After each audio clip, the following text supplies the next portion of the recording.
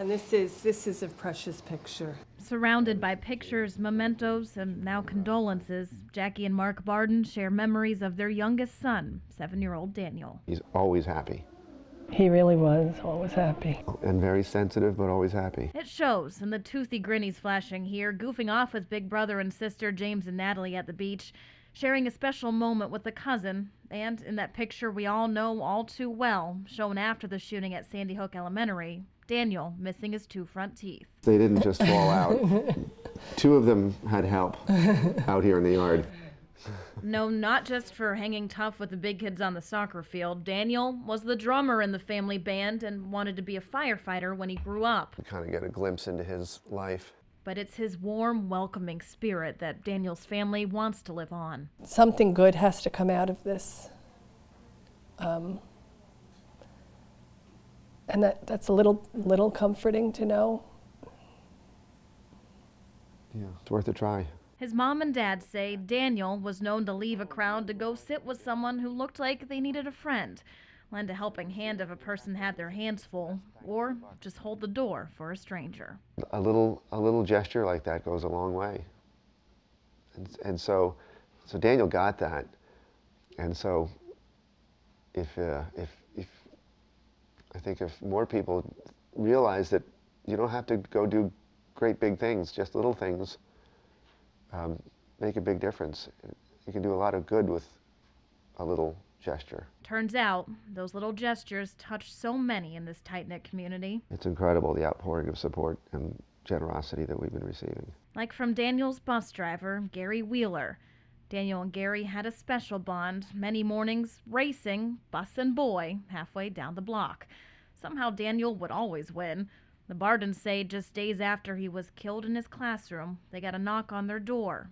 It was Mr. Wheeler asking if he could speak at Daniel's funeral. I don't know how many times a heart can be broken, but I know that Daniel and the other 19 angels with him are enjoying recess in a beautiful playground in heaven. As you would imagine, the past month and a half have not been easy in this home. Letters and memorials still line the Bardens' living room, sent here from all over the world. They say they read every single one, and it's helped. Just filled with stuff. Also comforting, a constant stream of family, aunts, uncles, cousins, usually seen on vacations, now all here to do whatever they can.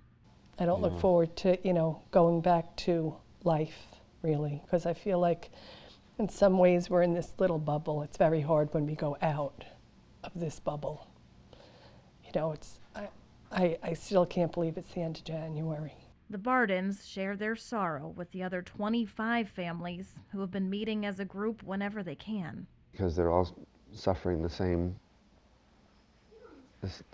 thing, and so it does help to try to bounce ideas off each other. How are you dealing with this? I know for me, I think I'm still very much in denial. I feel like he's just not around right now.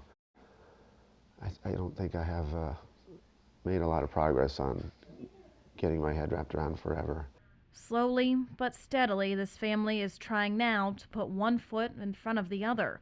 Jackie and Mark have not gone back to work since December 14th, but James and Natalie are back in school now. 12-year-old James's friends helped design this t-shirt for his middle school classmates to wear in Daniel's honor. Like a group of my friends came up with this, and they made a bunch of t-shirts, my cluster in school for me, and I think they're giving everyone in the cluster one as well, so it's very nice. Be joyful and positive, something Daniel did down to the very last week of his life, getting ready for Christmas with his family and writing this letter to Santa. The only gift he wanted this year was to see Santa and his reindeer, and he made sure to include, "I love you." I think with all of the other issues here that need to be addressed, I think that is one of the most important and fundamental issues, is just cultural, philosophical. Slow down and be nice to people. What would Daniel do? That's what Daniel would do. And fitting with that message, the Bardens had these bracelets made up. They say, "What would Daniel do?" And they're giving them out like this in pairs because they want you to wear one and share one and do something in Daniel's memory. If you want to learn more about Daniel's spirit and his message, the best way is here on this Facebook page. Their niece made up in Maryland. It says, "What would Daniel do?" And people from all over the country are posting on it. Really small things that they're doing in Daniel's spirit. Also, the Barden Family Fund is set up online as well, and the Sandy Hook Promise, something the Bardens say they identify with. You can find all of these links on our website, WFSB.com, as well as the full interview with the Barden family. Kim Lucy, Channel 3 Eyewitness News.